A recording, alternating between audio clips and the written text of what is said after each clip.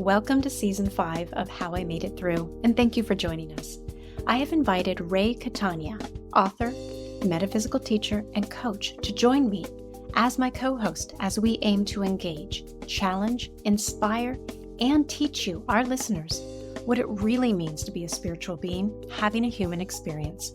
We'll explore not just concepts, but attempt to unravel the neuroscience of metaphysics, as well as practices designed to expand consciousness, increase healing, and develop a profound connection to love.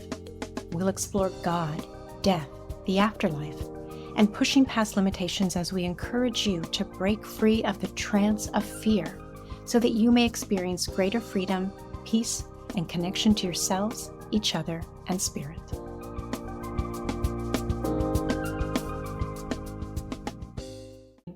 This episode contains discussion of severe emotional and sexual abuse and trauma. Listener discretion is advised. Welcome to How I Made It Through. Welcome. Yeah, I get to see you 2 days in a row. Mm-hmm. Look at me. Yeah, so he's got an incredible bio, and yeah, I'm curious to give him as much space to share. The reason I'm really hooked for him as a guest is, the name of the show, How I Made It Through. Mm-hmm. But it's like he's doing that, not just how I made it through, how I'm making it through, and how I'm using that to really serve other people. Yeah. Like the commitment to his work just feels so extraordinary. Absolutely. Yeah. How did you and he connect? He reached out through one of those aggregators when you're looking for experts on a particular topic, and I just answered his query. Oh, nice. Cool. Yeah. Cool. Oh, yeah. So he overcame DID, which, I know what that that's is. like multiple personality disorder. Yeah, dissociative identity disorder. Yeah. That's intense. Yeah. Nothing is off limits. And boy, is he telling you the truth. Holy moly.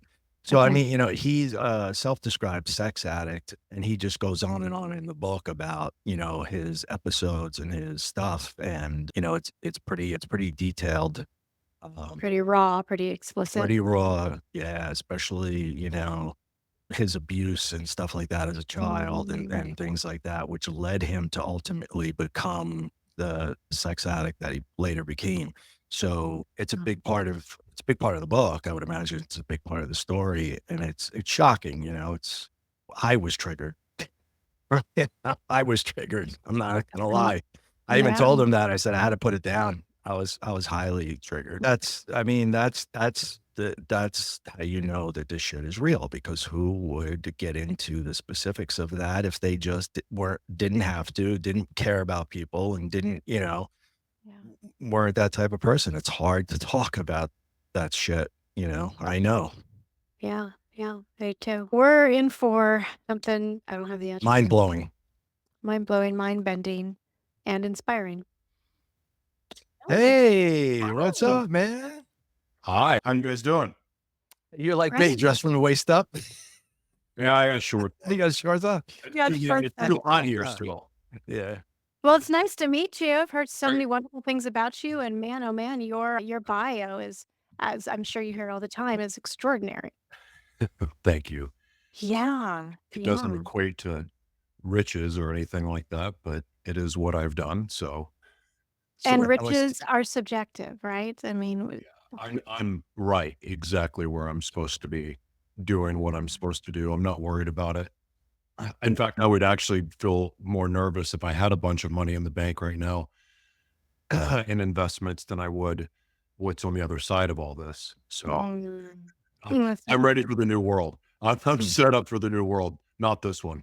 I love it. I love it. That's exactly the kind of stuff we talk about. Is there anything that you need from us or anything that we should be aware before we launch in? I don't know if you're ready for me. I know. That's what I said. How do you think that's more of it? Or thinking that's more of it? I haven't broadcast in a while. Okay. And so I've got a lot of energy. Good. What? Because I'm familiar with the story, and we were talking a little bit about the book, which is phenomenal, by the way. I could not put it down. Talk about a page turner. But like I told you, I mean, I was even triggered to a degree, and it's in your face. It is out there. It is vulnerability, but it's authenticity. And I really appreciated that about your book. I mean, it's really good. And you can tell, you put your heart and soul into it. Really a good piece of work. Really good. Thank you. All right, so let's go ahead and get started. I will start by saying, welcome to How I Made It Through. And I am about to read your bio. And what I want to say that I really mean this for all of our guests, but yours, it just stands out so much. There's a reason we call this podcast How I Made It Through, because in the moving through stuff is how we learn and grow. But what I love about learning about you is that it's how I made it through, how I'm making it through, and so powerfully what I'm doing with that to really bring other people up with you and support those who are struggling. So, bravo to that. And without further ado, I'll read your bio, which is Joshua T. Berglan is a visionary multimedia creator and social empowerment leader renowned globally as the world's mayor. As an award winning producer, internationally best selling author, and pioneering show host, Joshua is spearheading a transformative movement at the intersection of media literacy, accessible education, and community empowerment. His groundbreaking work includes the game changing book, Media Company in a Box, Independent Media in the Fourth Industrial Revolution, providing a roadmap for ethical media entrepreneurship, leveraging emerging technologies like AI and the metaverse. Joshua's raw, redemptive memoir, The Devil Inside Me, chronicles his journey overcoming addiction and trauma. The World's Mayor Experience, Joshua's innovative media platform, features empowering content tailored for underserved groups like at risk youth, mental health communities, formerly incarcerated individuals, abuse survivors, human trafficking victims, and disabled people. As a proud advocate from these marginalized backgrounds himself, Joshua is dedicated to amplifying unheard voices through media skills training and accessible business mentorship. Wow. Thank you for Amazing. being with us. Thank you. I'm honored to be here. Thank you very much, both of you. Yeah. So I'd like to start at the beginning. You have a memoir that is redemptive, but full of lots of, I don't even have the adjective.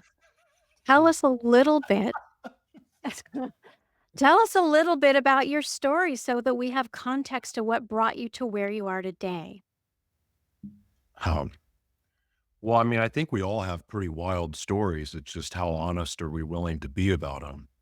Um, I don't, it's really hard for me to revisit the past in a way that I did in the book because I don't have the emotion towards it like I used to. But in short, you know, uh, it's so weird when I interview people and I hear their trauma stories, and I don't really do a lot of trauma based stories anymore. But when I first started broadcasting, it was all about diving in the trauma and, basically stepping into hell and trying to pull people out was the objective. But for my own life, I all the trauma stories I've heard, it's usually they grew up poor, grew up, in a rough situation. I grew up in a home with money. I was a country club brat. Um, my mom was Mrs. America. My dad was successful in business, and we had a pretty successful music career when he was growing up. So, I mean, on the surface, I had everything you can imagine. I mean, especially getting to work with people that really know what poverty's like. It's hard to not think that I wasn't the richest person on the planet. Mm, And I wasn't, but I had access to everything I could have ever needed and wanted mm, and didn't do without. But it didn't mean that tragedy and trauma and dysfunction and hell didn't happen in our home. You know, the hell in my home didn't start first. It was actually started with being molested. And But it was right around the age of 7 that it was the sexual abuse started. Then my sisters disappeared, which, again, I'm 7 years old. So in my mind, they disappeared. The reality of what happened is a whole other thing, which was actually worse, realizing why they left. But for a long time, I thought it was me. And of course, that happens. And then the physical abuse happens. The Ozzie and Harriet image of my home life started to disappear as soon as my sisters left. And of course, I understand what all that is now, all these years later. But back then, as a kid, I didn't know. I mean, my sisters left. All of a sudden now I am seeing my father become very violent with my mom, violent with me. Physical abuse started. The biggest thing for me, I would say, that became the biggest tragedy, because I can talk about sexual and physical abuse and all the times I was molested. And I gotta be honest with you. The worst thing that ever happened to me was learning to lie, because the trauma and all that, well, if you're honest about it, you have an opportunity to heal faster. Yeah. But when you're scared shitless that something horrific is going to happen to you if you tell the truth about what happened, but then the fear of, like, I need help. And then even looking back at it, when I went to a guidance counselor, because I was trying to understand, why am I having these nightmares, but also these fantasies at the same time? And, like, I'm having nightmares and night terrors of what happened, but then I'm also finding myself being aroused by what happened too. That's a mind F. That is. But again, learning to lie. The worst thing I ever did was the worst I ever did was learn how to lie, because I didn't know what the truth was. I didn't know what was true for me. Imagine getting in a relationship, Kristin, like, so you and I just start dating. I'm making you feel like you're the most important person in the world, because that is my personality to do that. I do that with anybody. But in a relationship, you catch my interest and there's a romantic interest, I'm love bombing, right? And I make you feel like you're the greatest princess in the world. But then the next day, I'm not interested in you at all. Yeah. And then the next day it's something different. And the next day it's something different. And it's because of what was going on with me internally. And of course, I didn't understand dissociative identity disorder, and I didn't understand trauma. I didn't understand switches or alters or any of those things. But in my life, like, it was so hard for me to be honest with anyone, because I didn't really know what was true for me, because it always changed. And you didn't know why or where And that was didn't know going. why. And then didn't know why it changed. And it Mm. wasn't always like day to day. Sometimes it could be hour to hour. Sometimes it could be Mhm. to 3 months at a time. I would be on a good streak of like 3 months sometimes and be like, all right, I'm faithful and committed, and like, I'm into this. I can be a family man. I can be all these things. And then something would change. And then all of a sudden I couldn't be. And it was like a completely different person was there. Again, now I understand these things. Well, say about that. What do you understand? Because some people are like, how and why does that happen? Because dissociative identity disorder, I have 6 alters that I know of, and some think more, but I only know 6 of the alters. Those are the ones that I see and hear from. And even though I don't disassociate anymore, where one personality will come forward and the others stay back, what I've learned through therapy is how to bring them all forward at the same time. And they're all just kind of part of the team. And so the different characters come out, but it's more fluid. It's not a switch. It's not drastic. It's slight. It's almost like a magic trick now, because it happens quick and you don't recognize it, or it's just like, oh, that's a personality quirk. I don't have full switches. But before, it would be full on complete different people showing up, Yeah. different energy, different feel. Some women in my life, the last 2 main relationships I had, they both really tried to work with them, especially my last. She took the biggest interest in trying to find a way to have a healthy relationship. And that meant we had a lot of moving parts. In other words, some days we would be friends, some days we'd be boyfriend and girlfriend, some days husband and wife, some days just family. But we shifted. But essentially it was just different alters with completely different characteristics. And it's just part of that's what DID is. It's a soul split. And that usually happens through repeated trauma. And that's how it happened for me. But here's to go back to what we started with, it was learning to tell the truth. Learning to tell the truth is what started me on my healing journey. And I didn't have it figured out, but like even being willing to go, okay, I'm openly bisexual, or I'm openly straight, or I'm fluid, or whatever I would say at that time that wasn't true for me. And I would walk it out and then it would change. I'm like, oh, shoot, crap. And like, I don't do any of that anymore because I don't make those declarations except for the fact that I'm comfortable being me. And part of being me is sometimes it's an adventure and I'm okay with that and I'm good with me. But getting to that place of just being comfortable with absolute truth, no matter how messy it gets sometimes, has been what has helped my life completely turn around, how I've rehabilitated my life, how I've found success, how I've learned to love, how I've learned to receive love, how I've learned how to be a friend and how I've have friends now and all those things and family and all the people that have come back in my life that once fled, that came back in my life, not because I'm a perfect person, because I'm honest Yeah. about who I am, and what I'm about. And that part doesn't change. I may change like different situations, but who I am as a person, as a whole, in my heart, that's the same always. This is so interesting. What comes up for me as I'm listening to you are really two things. One is what an incredible, we as human beings are so incredible in the face of extreme abuse that to survive, we have this adaptation.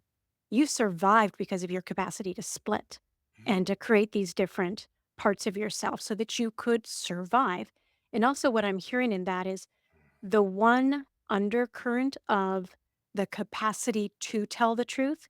And tell me if I'm, overlaying my meaning onto yours and it doesn't fit, but is that you started to give yourself unconditional love, however you showed up. And that's hard, but Hell yeah, it is. important. It's hard in the face of religion. It's hard in the face of family. It's hard in the face of friends because everybody wants to put you in a box. Yeah. And I just stepped on every possible box that tries to get on top of me. And I'm like, here it is, Yeah. and it's not perfect, but it's not gonna be. But something about just embracing that part of life is okay. I believed our creator created us, one, for truth being a very important thing because truth leads us to who we really are and who we were created to be. And you can't live your purpose unless if you know your identity. Mhm. So one of the most beautiful things I believe is if we just walk out what we believe to be true for ourselves, we have a creator that will let us walk long enough in what we believe to be true, only to slap us upside the head and go, that's not what I want for you. I want something else. So we get little afflictions or have little things happen to alter our path to get us back on the right path. Mm. That's a beautiful thing. I don't need religion. I don't need books. I don't need any of that to figure that part out. And so while how I turned my life around was a supernatural experience in jail and facing 5 years, ultimately for me, it's been the truth that has kept me free. Even the truth about my sin, the truth about my failures, my truth about my dysfunctions, it's all led me to the path that has led to my purpose and has led to my blessings and has led to all that really is meant for me. And that's a really beautiful thing. I wish, I wish more people knew how powerful truth is because you wouldn't give a shit about what other people thought. You wouldn't care what books said. You wouldn't care what your teacher said. You would quit caring about what mommy and daddy said. And I know mommy and daddy are important. And I love my mom and my bonus dad. Loved them. But they don't know always what's best for me. And Yeah. We know But what's we, best for ourselves. well, I think it's for people who are struggling, they're like, I don't know what's best for myself and I don't know who I am. Or they may be struggling with dissociative identity disorder, this idea of truth. In order to get there, I keep going here. So much of trauma, abuse, control is mired in shame, which divorces us from truth, from love, from grace, from the ability to stand there and say, regardless of what happens around me, as a byproduct of speaking my truth, I will have my own back. If you Yes. don't know who you are and you are steeped in shame, you might as well just say, I want you right now to turn into an elephant. Like it just feels so hard, right? Like, what are the first steps if someone is, because you work with people, who have been sex trafficked, you work with people who are the most vulnerable and have been through the most extreme forms of trauma. What are some of the messages to help them move towards truth when everything feels to be scary and an illusion? Such a good question. So I'm not a counselor or a coach or any of those things. I mean, I mentor. Mhm. And typically when I talk to people regardless of what they've been through, regardless if they've had serious trauma or not, for me, everything I do is about getting inside their heart or their head to find out what they dreamed about, what what were the downloads. I mean, I'm searching for those things, the whispers of like, Yeah. hey, your better life is over here. And that may be my own thing because I didn't get my first visions until I was molested. Like, it's like every superhero movie ever is what our lives really are. We have some traumatic event in our life that leads to it somehow burns or creates or opens up or sets free this gift that we have. That's right. It's the weirdest thing. I can't That's figure it out. Like, why in the world did I have to be, to have this gift? But it gave a gift was born out of it. right. And so, and in that realization, for me is I'm always trying to find where the dream was, where the dream died. And I harp on that because I am a firm believer that we are shown our future as kids. I can't back it up with anything, but to this day, I have not met with one single person that I haven't been able to get to that place. And that's what I go to. And then Right. what I teach with media, well, the whole reason why I teach media is because that's what I used. I didn't have any other options. There was no getting a job for me. On every job application, I have to put on disabled. And by the way, that doesn't help. If you're disabled out there and you go try to fill out a job application, how tempted are you to lie? Because in the back of your head, that's not going to do you any favors. And then if you're so blessed to have them ask you what your disability is, which I don't think they're supposed to do it, but it's a blessing if you get that opportunity. And then when you try to explain it to them, it makes it sound even crazy. So I didn't have any other options. I remember the heartbreak of when I first started broadcasting, and all of a sudden I had these brands, like my show took off quick and had all these brands that wanted to work with me because I'm good on camera talking about products and talking about things I love. And then all of a sudden they're like, okay, we're going to work with you. And I would negotiated they're not consulting, but these retainers. And I had just been homeless. So I'm like, Mm. oh my God, my dreams are coming true. Yes, I'm finally going to do it. I'm finally going to be a paid show host on all I dreamed about doing. I remember the day I was in San Diego and I don't even know how I got the place to live, but it was in downtown San Diego, absolute miracle. And all of a sudden I'm about to sign a contract. My rent is going to be paid for a year when I haven't had money for rent in over a year. Mhm. Miracles abound. And then, so we were looking at some of your content and we don't think that you're the right representation of us. You had a month you saw your content. Like, why are you just now telling me the day my rent's due? Like, that I'm not getting paid now? After all that happened, I had no choice but to go all in on what I had been dreaming about my whole life. And I didn't know how to do it, I had no clue.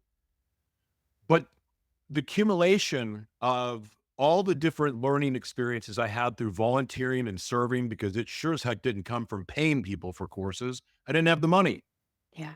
but I realized what I'd actually been learning. I'd learned all of these pieces, and I'm like, well, screw it. I'm just going to take matters in my own hands and I'm going to do it myself. I'm going to be my own one-person media company because media controls the narrative. If I have a piece of the narrative, that means I can control my own little world here. So it was a much more challenging process. Yeah. That is where I believed freedom went. I had no idea.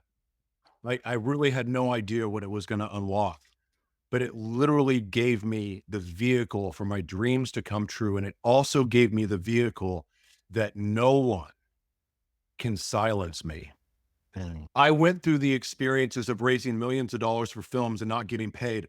But ultimately, I'm so happy that I learned and went through all of that because it gave me a vehicle for others to give so that they could be set free. I know people have been through, personally, know people that have been through 50 times worse stuff than me.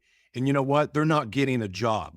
They're not capable of working a regular job. I know people with cerebral palsy and ALS and muscular dystrophy that they can't get a regular job. But you know what?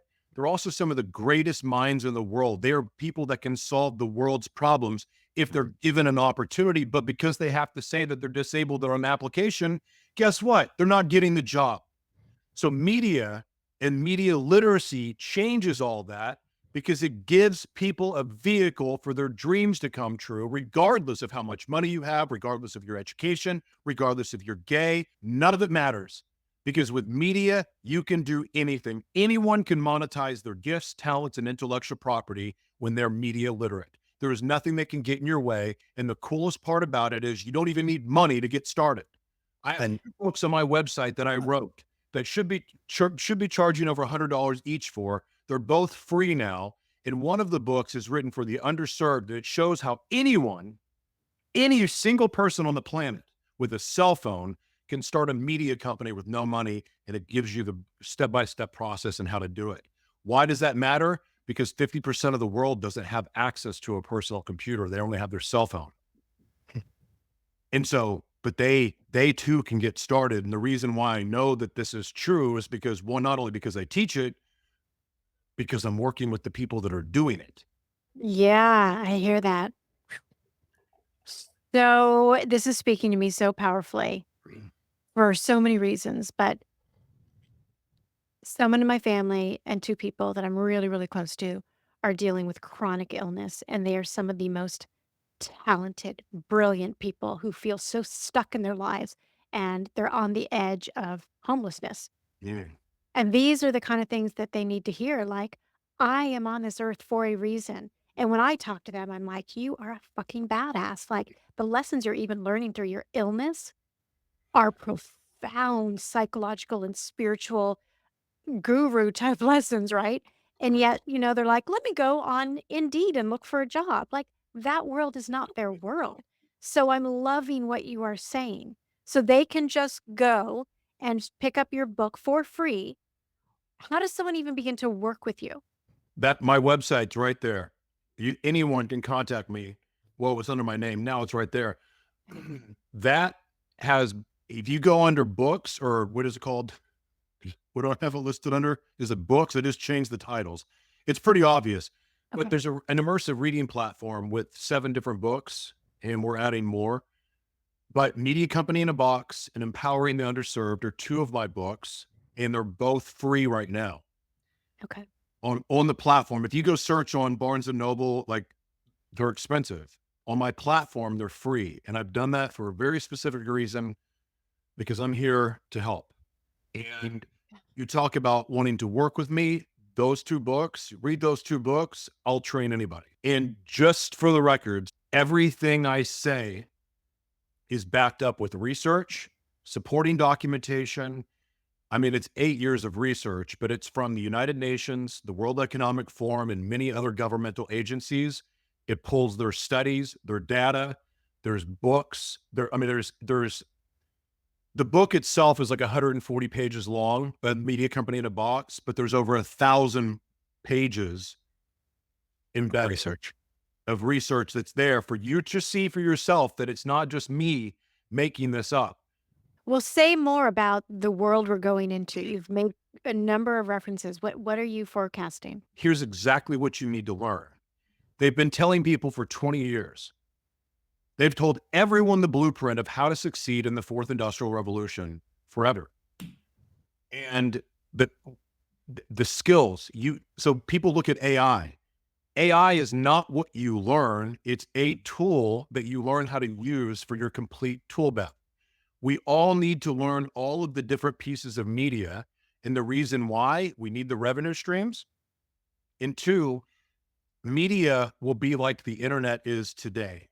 Media is not going to be a big thing. Having a podcast, it doesn't mean anything if it's not packaged together with books, with educational content, with your other services. Like you have to be a complete package. What is your intellectual property? What are the lessons you learned? What are the injustices that you faced in your life that you want to provide solutions for? All of this will be part of it. The creator created us to create. And then a new world, the jobs will be creation because it's a creator's economy.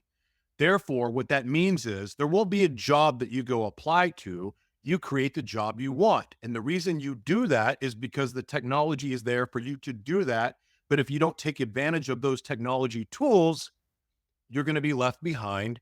And the only thing you'll have to rely on is universal basic income, and every aspect of your life will be controlled and monitored and everything else. So if you want to have freedom, you need to learn media, because that will be your only ticket.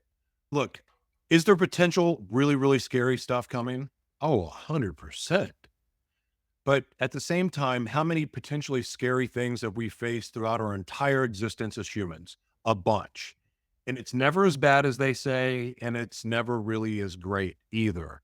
It's really who's the person. Like, there's personal responsibility here. There's going to be a lot more personal responsibility put on us because we will have more conveniences than ever. So we have to take action and start learning all these tools. Don't fall for the trap of just focusing on AI. You need to have multiple niches. You need to have multiple tools. You should learn them all, because you're going to need all of them to fully utilize the opportunity that's available for us. But if you're in poverty now, if you're disabled, if you're in a wheelchair, if you struggle with mental health issues, if you have sensory issues where it's really hard to be around people, if you have autism or ASD or any other variation of autism where you've had limitations before, now you have an Limitless. opportunity to let it all shine, because there's people dying to hear how you lived as somebody with DID or autism or HIV, or somebody that struggled with their identity, because there's a lot of people with an identity crisis right now. Here's what we need. Every single one of us should be doing this, sharing ourselves, the truth of ourselves, the parts that we suck at, the parts that we're good at, the parts that we think we know. We should share our experiences, because our experiences, even though it's still skewed in our own image and experience and perception, it is the one thing that's absolutely true for us.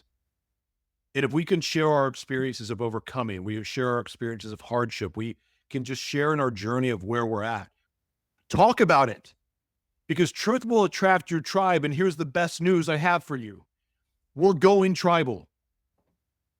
We're going into a world that is community-based, tribe-based, they're ecosystem-based. And the way that you're going to attract your tribe is by telling your truth. The second part of that is, the cool part of these ecosystems are everyone that gets invited into one is being invited into it specifically for their gifts and their talents and what they have to offer, because that's the function that you will play in that ecosystem. The worrying about money and how I'm going to pay rent and all those things, just like quit worrying about it. Quit worrying about it. I know that sounds crazy, but the new currency is not going to just be money. It will be time. It will be your talent. And these ecosystems, the way that they're going to reward people, it's designed to help everyone thrive together. And so my point, this all goes back to truth. because nothing hidden will not be exposed. Everything will be out in the forefront. We won't have secrets to hide from. That's what I like about your work. I love the authenticity. You know, I've read half of your first book and I started a little bit of the other ones. And, you know, it's all real. It's all from the heart. And it's phenomenal in that regard. And that does attract the viewer. So thank you for that. Thank you for doing that. Well, my truth is not necessarily sexy. I mean, maybe for some people, but for a long time, my truth, because I did it so early, but I did it because one, I didn't want anyone to have any bullets. I didn't want any of my exes to read the book and go, that's not how it happened. It was way worse. I wanted them to read it. Even my kids, I wanted them to read it and go, yeah, he was really that big of a piece of shit. He was that big of a monster. Absolutely. Absolutely. Yeah.